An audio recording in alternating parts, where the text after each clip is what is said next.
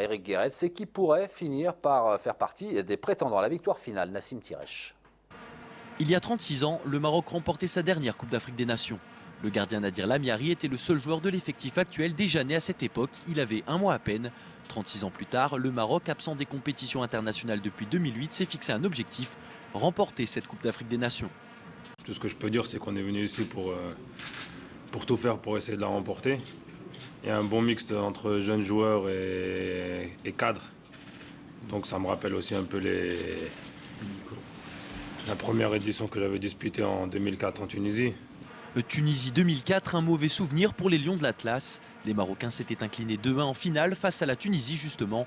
2 ans plus tard, les Tunisiens privaient ces mêmes Marocains de la Coupe du Monde en Allemagne en terminant devant eux dans le groupe de qualification. Le Maroc qui affronte ce lundi la Tunisie a donc l'occasion de prendre une revanche pour son entrée en lice.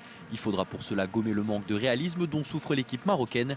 Avec seulement 8 buts inscrits en 6 matchs éliminatoires, Eric Guéretz sait qu'une victoire face à la Tunisie nécessitera une efficacité offensive.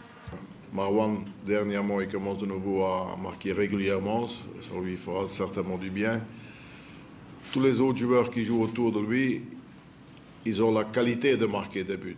Je crois que si tu as la qualité, il faut avoir un peu de patience parce que ça va revenir. Donc là, déjà le fait qu'on s'est créé beaucoup d'occasions de but, ça veut dire que le football tactique qu'on fait, les mouvements qu'on fait, c'est quelque chose de positif. Autre point positif en cas de victoire, le Maroc prendrait une option sur la première place du groupe C. Une première place qui leur permettrait d'éviter en quart de finale le Ghana, favori dans le groupe.